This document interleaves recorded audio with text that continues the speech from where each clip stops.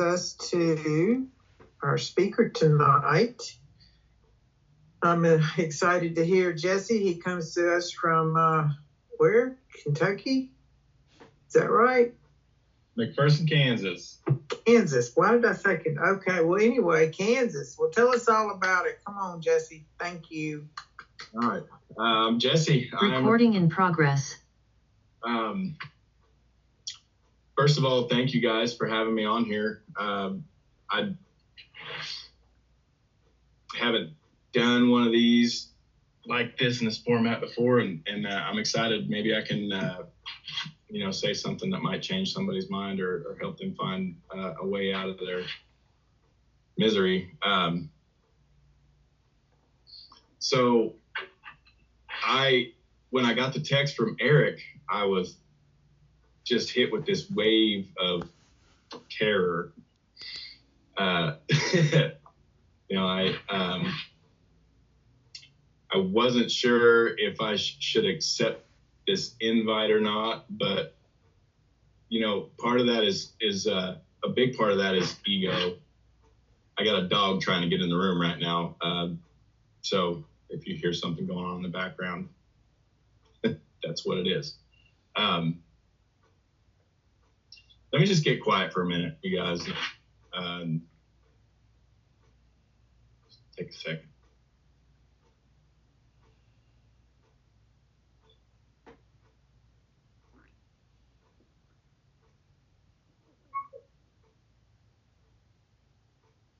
God, please help me set aside everything I think I know about the big book, my disease, my recovery, and especially you, so that I can have an open mind and a new experience with all these things. Amen. Yeah. So this is either going to be really good or really bad, because I've got about 14 and a half hours of a rehearsal in my head. And I've been spending a lot of time trying to just not think about talking to you guys. These speaker tapes saved my life, and I can't say enough about it. Anytime I hear somebody speak, it just reminds me of what that was like when I first started hearing the message that I think the big book asks us to carry. I'll just get into it. I grew up in a little town in Kansas, and from the very beginning of my memory, I didn't really fit. And I took my first drink around 11, and I remember very vividly the thought that I need to feel like this every minute of every day for the rest of my life, because that drink made me fit.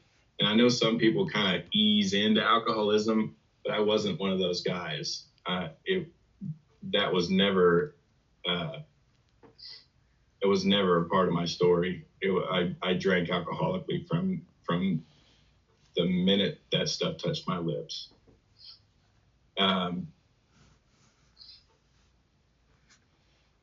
My dad was an alcoholic, and he was an angry dude. I grew up in a single parent home. He was 22 when my mom left, and we were a burden, my brother and I.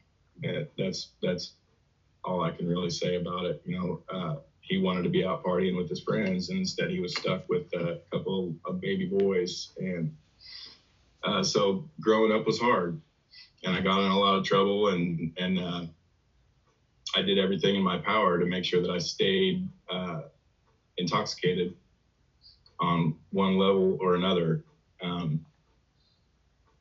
So we're just going to fast forward, because you guys have heard all the stories. I'm not here to tell war stories. It was rough, and I became an expert at building my life up. And when I say building my life up, I'm talking about, a job and a house to rent and maybe a girlfriend and maybe a car, and then setting it all on fire. And I did it over and over and over again. And, you know, I was one of those alcoholics that could shut it down just long enough when things got really bad to, you know, move in with my grandma and start putting things back together a little bit. But at some point I would get anxious, and then I would start getting angry because I can't drink. And I need that. I need something to make me feel different than I do. And it's still that way today. So towards the end of my drinking, or what should have been the end of my drinking, I was living in Texas, and I was staying with the guy I was working for, framing houses. And we went to a bar one night, and we got really hammered, and I picked up this girl and brought her back to the house that we were staying at. And it wasn't even a house. It was a rundown trailer with it was just falling apart. And my boss, the guy I was living with, he went to bed, passed out, and I'm with this girl, and all of a sudden she decides that she wants to go home. And she's adamant. I don't have a license. I don't have a car. So she finally at some point convinces me that I should just take her home. And I go into my boss/roommate's room, and I grab the keys and drive her home, when it turns out she lived over an hour away, and it's 3:00 in the morning, and we've been up drinking all night. So I dropped her off, and then I got lost on the way home, and I ended up wrecking that truck, totaled it out, put myself in the ICU for a week or so, and then when I left there, was homeless. And I'm so far away from I burned every bridge at this point. Nobody wants me around. I don't have anywhere to go. So I end up in Fort Worth in a homeless shelter, and just miserable. But, you know, I've just been in a bad car accident. So the doctor saw fit to make sure that I had some outside issues, the legal kind, right? And, you know, I didn't know where I was going to go. I didn't know anything. I was so lost and so scared. And I was there for a little while, you know, and then I made my way back to Kansas, moved in with my grandma again, got a job and a car again, and started getting resentful again that I couldn't drink. And so one day after work, I go out and have some beers with the guys that I was working with. It took literally 1 month before I was jobless, homeless, carless, and just in dire straits again. And somehow, you know, when I left my grandma's house that time, she told me I could never come back. She said, "We're not doing this again. You've tried and tried and tried. I can't help you. You have to go." So I left there and played the homeless game for a little while longer. And then one day I came away from a bender, and I was terrified at the position that I put myself in again, broken. That point of desperation, right? The jumping off place.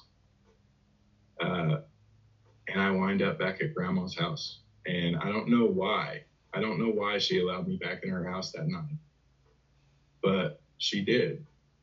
Probably because she's an enabler, and maybe just because she loves her grandson and she wants me to be okay, you know. But I slept on their couch that night. And then the next day, she lived 3 blocks away from the meeting hall in her town. And I got up and I went to a new meeting. And, you know, I said a lot back in those days that, you know, if a person can muster what it takes to walk through those doors that first time, because the fear is so heavy, right? I don't know what I'm walking into. That we've got everything we need. If we can muster, you know, the strength and the courage to walk through those doors that first time, we have everything that we need to make it in AA. I was pretty sure of that. And I went to those meetings and for a while I did good. I got a sponsor and I decided that I was going to take a year to work the steps. And so I worked 1 step a month. And I didn't work them thoroughly. You know,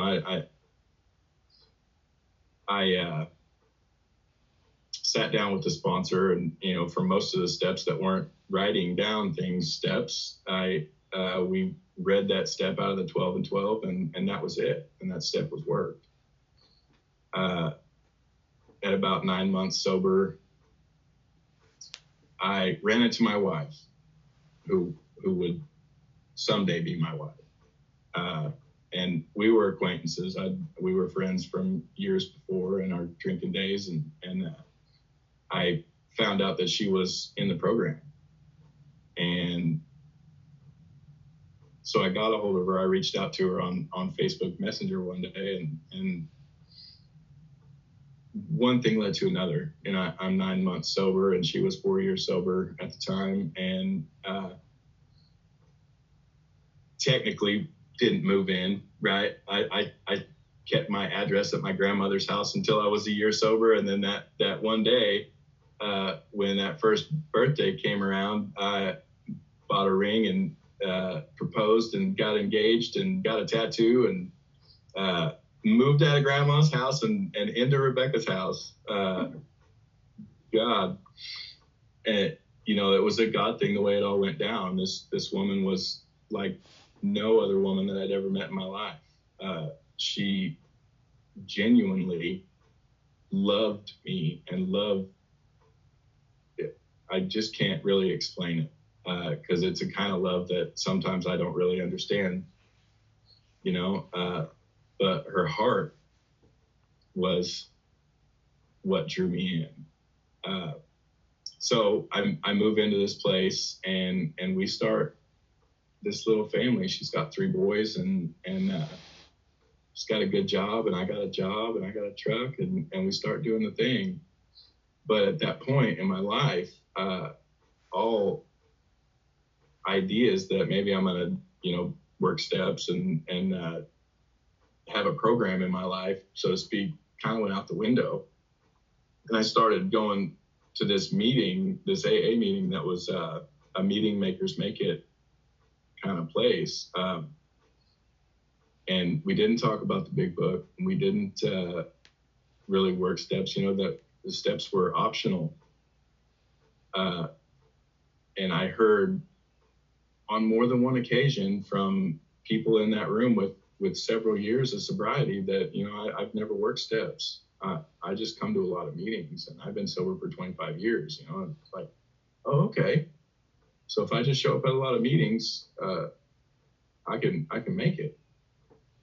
That was the idea. And I tried it, you know, for a long time, and I'd get a couple years under my belt and then something would happen and I would twist off for a week, 2 weeks, never a real long time, because I know, you know, I don't want to blow my life up again. I've got a really good thing going here, and apparently I just needed a break for a little bit. You know, we are unable at certain times to pull into our consciousness with sufficient force, right? Because I knew all the things that were coming if I stayed out. But at that time, I needed something to make me feel different more than I needed to entertain the thoughts of the memory of the suffering and humiliation. So that went on for 7.5 years. And during that time, I just went to a lot of meetings, and I've always been the kind of person that's really good at just saying what I think people want to hear. And I can go into meetings and I can talk. I can say cool stuff and it sounds really good. And I can make you think that I'm okay to a certain extent. I had come to this idea that I wasn't one of the people that got a spiritual awakening because it had been so long and I hadn't gotten one, and I was so miserable, unhappy, restless, irritable, and discontented, suffering unbeknownst to me from untreated alcoholism for all those years. Nobody in my house ever did what I wanted them to do, and I would be furious about it. And my wife, she could see that I was unpleasable, and somehow was able to love me past that. I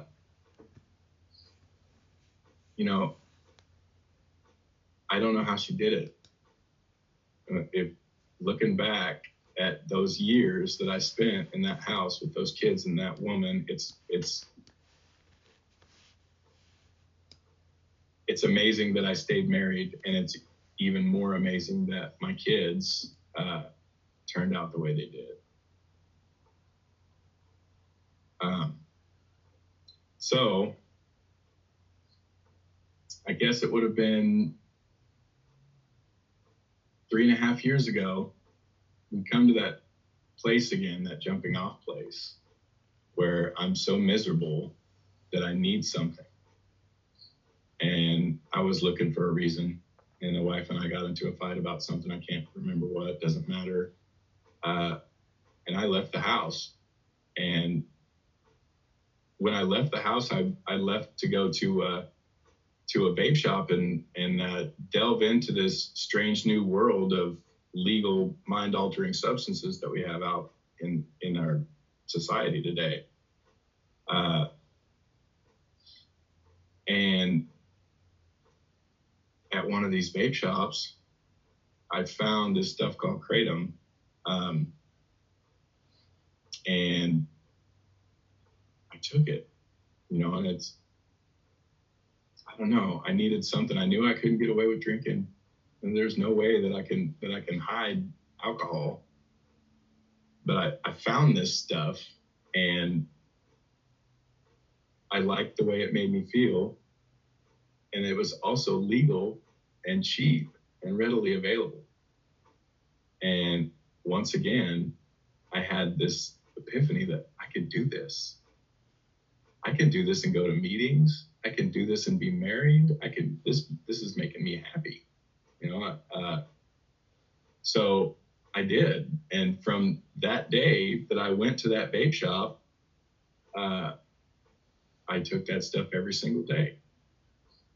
And for 6 months, I thought I was a genius because I had found a way to try to beat the game, is what I thought it was, And I still went to meetings, and I still talked to Big Game in recovery, and I took on sponsees, and I celebrated birthdays. I did all the things like there was nothing wrong, but I was dying inside. And one day I took too much of it, and I almost got caught. And at that moment, I had this realization that I was playing with fire and I was about to get burned. Everything that I've done, everything that I built, was just about to be up in smoke. My idea of recovery, my idea of a sober alcoholic was somebody that had a job and had a wife and had a house and had a truck. And I had achieved all those things. And so this thought that this could all be gone tomorrow started getting bigger and bigger and bigger. And I spent the next year trying to figure out how I was going to get this thing shut down. And I couldn't. I tried over and over and over again to stop, and I could not stop. So I devised a plan, and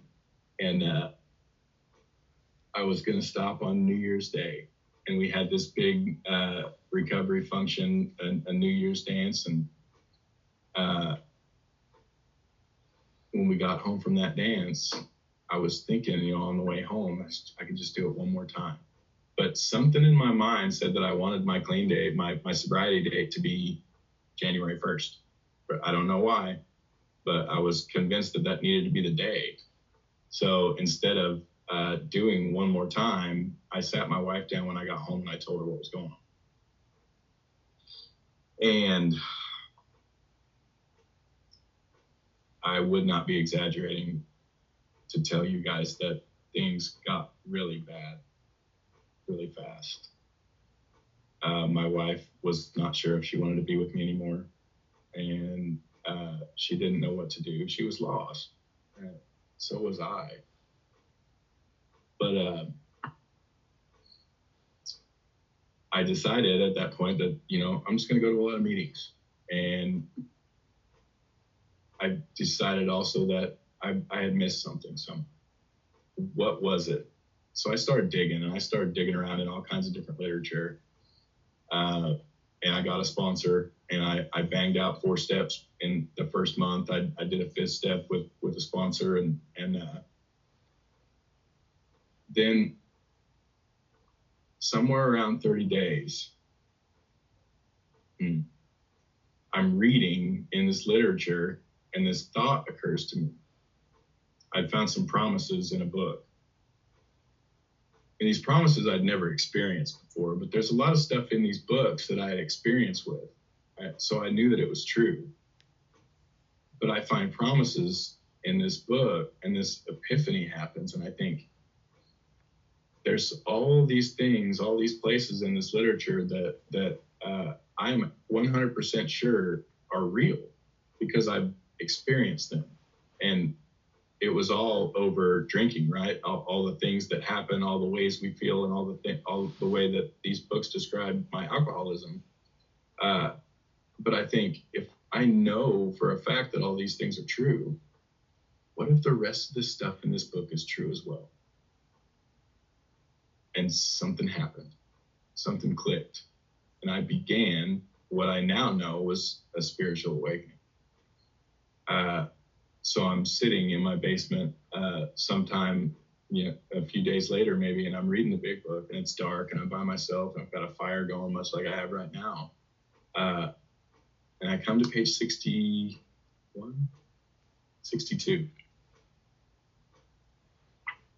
And it says, above everything, we must be rid of this selfishness. And I can't put into words what happened to me at that point. Because it says above everything. That at that moment somehow said to me that maybe this is the most important thing in the book. Above everything, I must be rid of this selfishness. It blew my mind. And so I keep reading, and, I had read 60 to 63 before, and Bill's talking about an actor who's trying to run the whole show. And I had always thought that he meant to say director. Like, he must have wrote that wrong, because I didn't know Bill at that point. Like, this must be wrong. And there were so many places in the book that I thought that, like, this makes no sense. Why would he say that? And turns out he says everything in this book the way that he means it. And it's up to us to figure out what he's trying to say. So I keep reading. And I get to the 3rd step, promises. When we sincerely took such a position, what position? the position of a child to a father. All sorts of remarkable things followed. We had a new employer. Being all powerful, he provided what we needed if we kept close to him and performed his work well. Established on such a footing, we became less and less interested in ourselves, our little plans and designs. More and more, we became interested in seeing what we could contribute to life. As we felt new power flow in, as we enjoyed peace of mind, as we discovered we could face life successfully, as we became conscious of his presence, we began to lose our fear of today, tomorrow, and the hereafter. We were reborn. When I got to that spot where it says, as we became conscious of his presence, another thing happened. And I realized at that point that as we became conscious of his presence doesn't mean as we begin to believe in God. As we became conscious of his presence means that we are aware that he is here right now.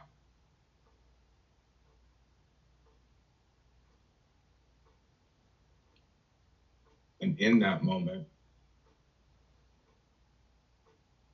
so many things changed. Because for the first time in 8 years, I was aware that God was with me. And I wasn't alone.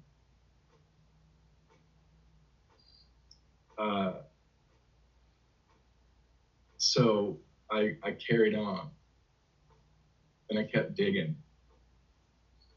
And I found more and more places in the book that didn't make sense to me. And I began to ask myself why these don't make sense. On page 25, Carl Jung is talking to Roland Hazard, and he's talking about a spiritual experience, a spiritual awakening. And he says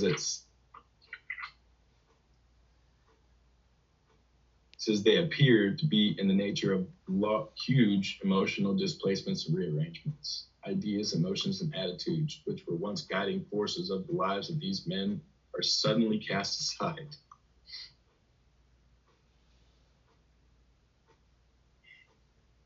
And a completely new set of conceptions and motives begin to dominate them. And I didn't see that right away. I think it was probably 3 weeks down the road after this night on page 63. And I have this warmth in my stomach. I physically feel this. And I have so much peace and so much joy. I'm so happy to be alive. And I was talking to my wife on the phone one day, and I said, honey, I think I'm having a spiritual awakening. And she said, yeah, I've been waiting for you to say that. Because she knew, she could see it, and she wasn't mad anymore.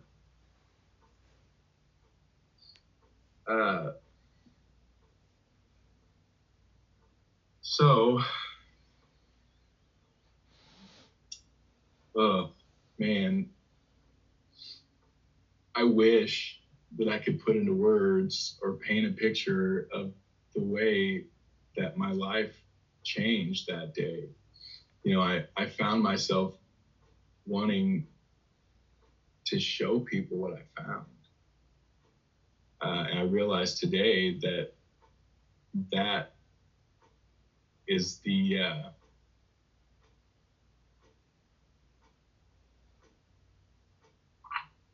that was where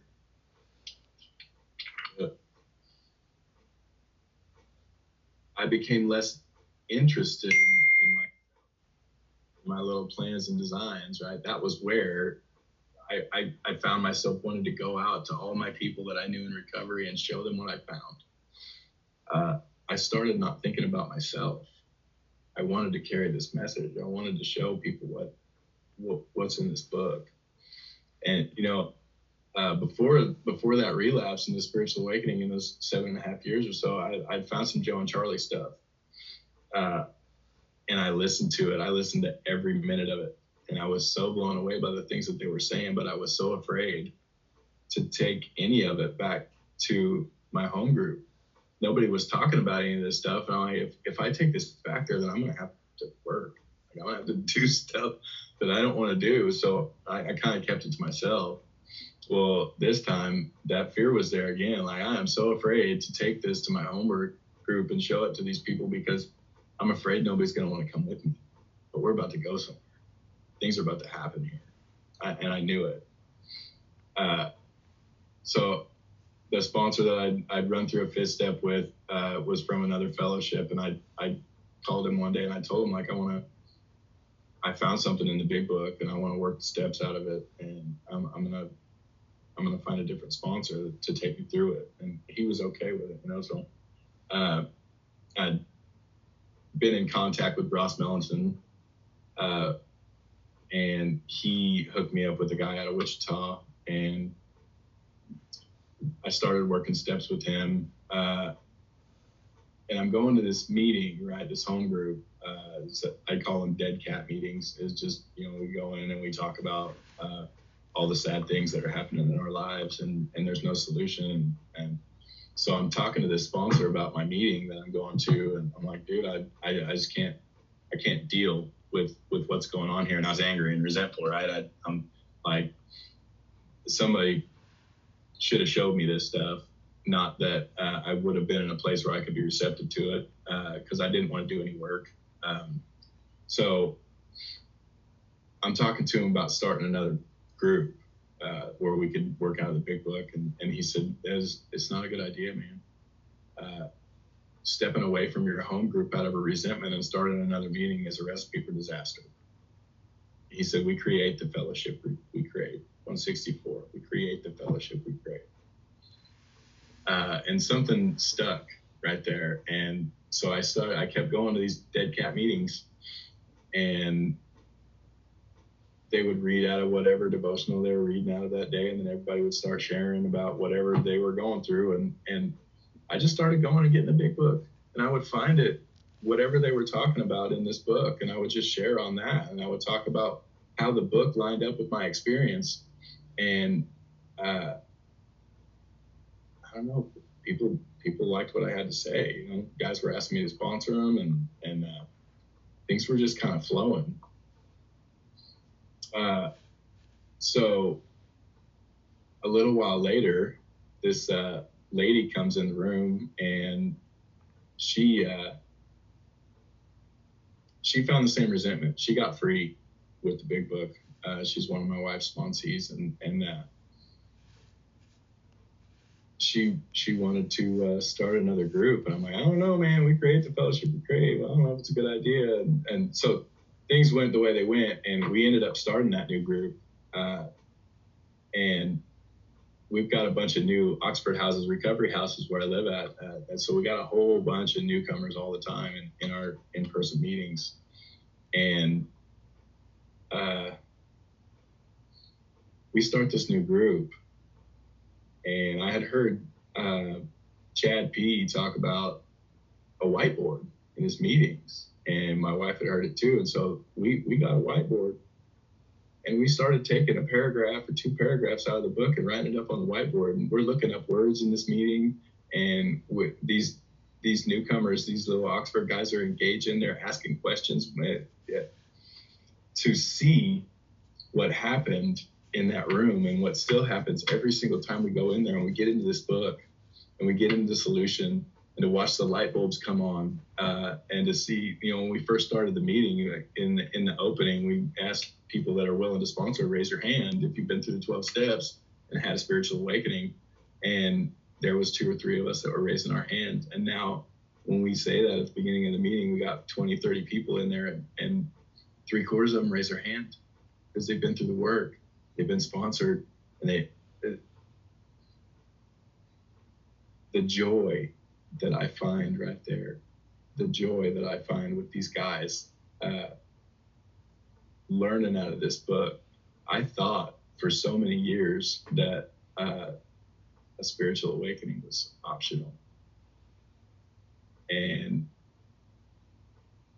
to find out that there was one available to me, and all I had to do was read this book and do what it says. I'm so blessed.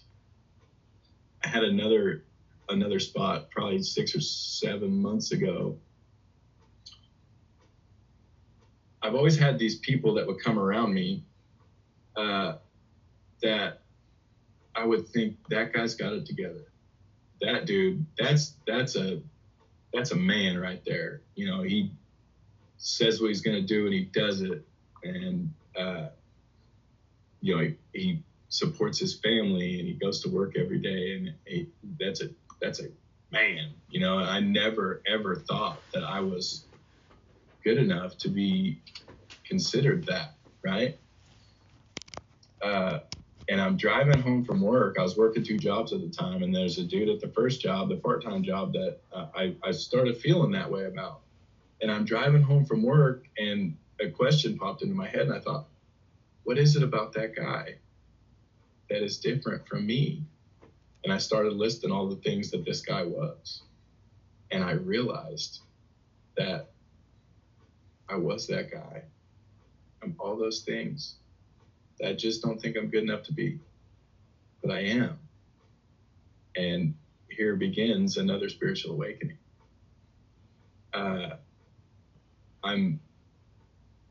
So the last 2 years have been a roller coaster, right? The early recovery and working the steps and all the things. I'm up and down a lot. And there was a place where I had been kind of a little depressed for a little while. Part of the reason for the depression was that I wasn't feeling like I was getting connected to my higher power, because I wasn't sure who my higher power was. And it was really driving me nuts. Like, I'm trying to pray and I'm trying to be spiritual with this God of my understanding, but I don't understand him. I don't know what this is.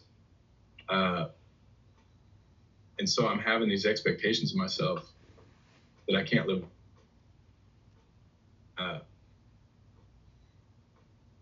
One day in a podcast, there's power in the not needing to know. And a little piece of freedom happened to me that day. Still a little bit depressed, but then I'm listening to a song one day, a little bit later, driving home from work. And the song is a guy that I don't know who he's singing to in the song, but some of the lyrics are, I'm not going to stand aside and watch you rob and steal and sabotage what little faith I have left. Haven't I sacrificed enough for you? And in that moment, that's me talking to me. And then the next lyric is, I'm done. And God came into my life again that day. And I realized that I don't have to be what I think I'm supposed to be. And I don't have to be what you think I'm supposed to be. And I don't have to be what I think God thinks I'm supposed to be, because that I think part in that statement is a lie. And I got free again. And there's been all of these little places throughout my last 2 years where God has come into my world, he's come into my life, and he has shown me something about myself that I didn't know.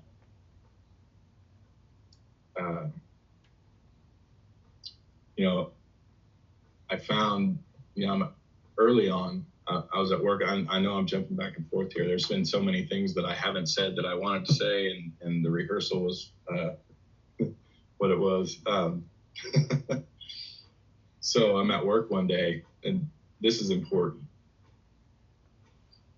And I had been listening to a lot of Joe Rogan podcasts for a long time, hours and hours and hours, because I'm a welder and I can have headphones in. So I decided after this relapse that maybe I ought not listen to Joe Rogan anymore. And the next thought is, I wonder if there's some AA stuff on Spotify that I can listen to. And so I just searched it. and the Mad Dog podcast popped up. And the first podcast that I listened to was Risa doing a foundation meeting. And she was saying the same things that I remembered Joe and Charlie saying, and even more stuff. I'm like, where's this stuff coming from? So I dove, 8 hours a day of podcast, AA talks. And that right there, those talks saved my life, and they changed the recovery community in my town. Because if I wouldn't have found that, to have somebody go into this work who's versed in the book and break down all the things that it's saying and explain things to me, I needed that, because I'd read in here before by myself, whatever. And like I said, I didn't understand. There was things that didn't make sense to me. Charlie Parker Third saved my life. It changed me. And I needed somebody to break this stuff down. And that was ultimately how I made the decision to come on here and do that. Because if I can say one thing that helps somebody find what I found, I am obligated. I have a responsibility. And I want to give it away. I want people to know what's in here. And I do my best to carry this message the way it was carried to me every time I speak, whether it be in a meeting or on a Zoom call, or just to a sponsee and in person. It is so important that the message that's in this book, it is so very important to me that it stays what it is, that we don't change it, that we keep opinions out of it, and that we just do what's on the damn page. I